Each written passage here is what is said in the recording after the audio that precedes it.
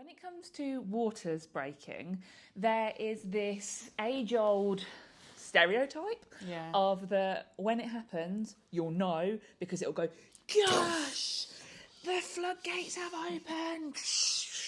Get Noah in the ark because we can't. There's too much water in here. Like, this is what we are. Do you mind? This is what we are kind of led to believe because of the movies.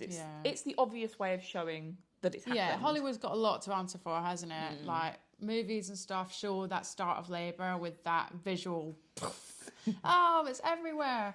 And everyone goes, oh my goodness, this pregnant person that's on our screen, their labour must have begun. But that's not actually what fucking happens in most labours, is it? It's something like 10 to 15% of the time that's actually how labour begins.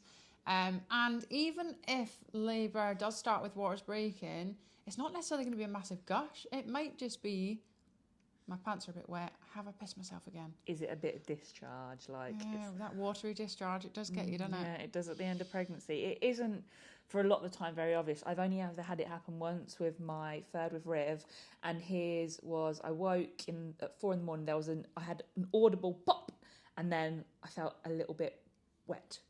And I got up, went to the toilet, and I was like, oh, I don't know. So I put a pad on and went and laid back down. And when I got up, the pad was again a little bit wet. So I was like, I think my waters have gone. But it was not a huge release like we think it's going to be.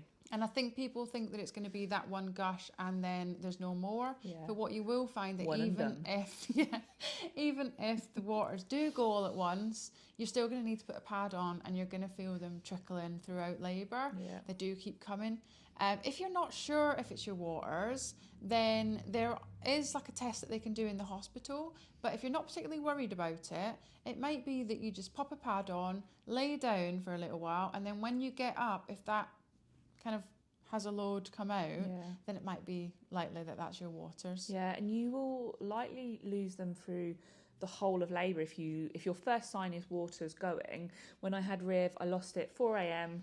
and when he was born, just as he was coming out, a load more waters released because he was in the way of some that were behind him, essentially. Yeah, the baby almost acts as like a stopper. So if your waters have broken, a lot of the time we're put on sort of like a clock of when our labour must begin beforehand. Now, this timer varies across the country, doesn't it? Some places have it as 24 hours. I believe some places still have it up to like 72 hours. That is becoming less often as time goes on, doesn't it? Yes. Most places are around 24 hours. Yeah, we're finding even the ones that were longer are starting to transfer to the 24-hour kind of policy. Yeah.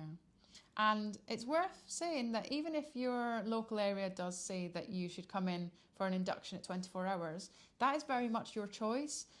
We will leave a link to something great to read underneath this, which talks about kind of the likelihood of labour starting and what it is that your trust are worried about in terms of putting that time limit on it.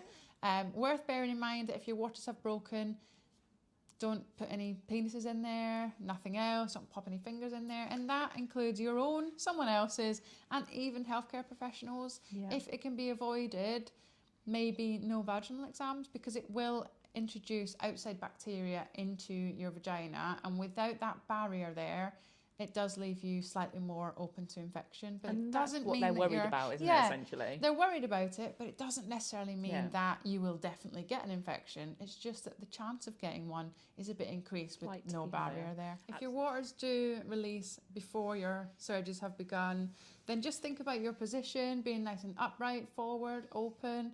Get your oxytocin flowing. That's that love hormone that's responsible for your surges, which will hopefully bring them on if it's time.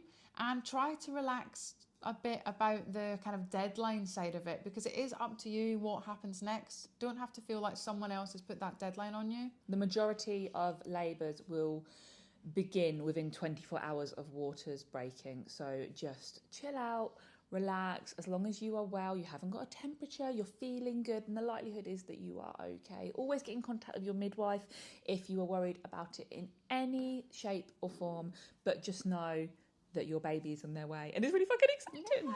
If you have enjoyed this video, make sure you like and subscribe to our channel. Come and follow us on the gram, where you'll see us fucking around loads, posting stupid reels. So enjoy that, and yeah, Yeah. thanks. We'll see you there. Bye. At the Birth Uprising.